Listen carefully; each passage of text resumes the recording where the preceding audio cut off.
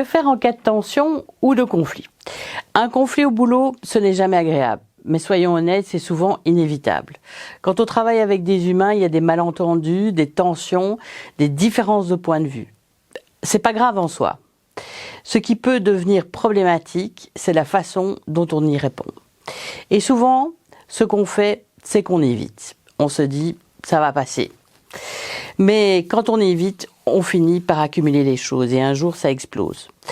La première clé, c'est d'agir le plus tôt possible dès que tu sens une tension. Tu n'as pas besoin d'attendre que ce soit un vrai conflit. Dès que tu sens un malaise, une remarque déplacée, un non-dit, ose dire les choses. Et pour ça, il existe une méthode très simple, très efficace, la méthode DESC. Le DESC, c'est un outil pour nommer les choses sans agresser. Il t'aide à poser un cadre, à t'affirmer, à exprimer un désaccord calmement. Voici comment ça marche. D, c'est pour décrire les faits de façon objective et irréfutable.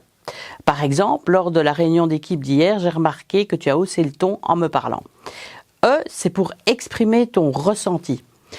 Quand ça arrive devant tout le monde, je me sens mal à l'aise et un peu humiliée.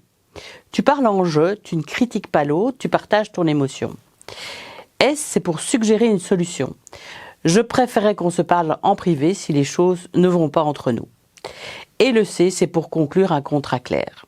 Est-ce qu'on peut dire qu'à l'avenir, on règle ça à nous deux? Cette méthode, au début, elle peut te paraître un peu carrée, mais tu vas voir, plus tu l'utilises, plus tu seras à l'aise. Et surtout, elle te permet de reprendre du pouvoir sans créer de la tension. Le deuxième outil, c'est la pause stratégique. Parfois, la tension est là, les émotions montent, et si tu parles à ce moment-là, tu risques de dire quelque chose que tu regretteras. Alors, prends les devants. Je sens que je m'énerve et que c'est pas le bon moment d'en parler.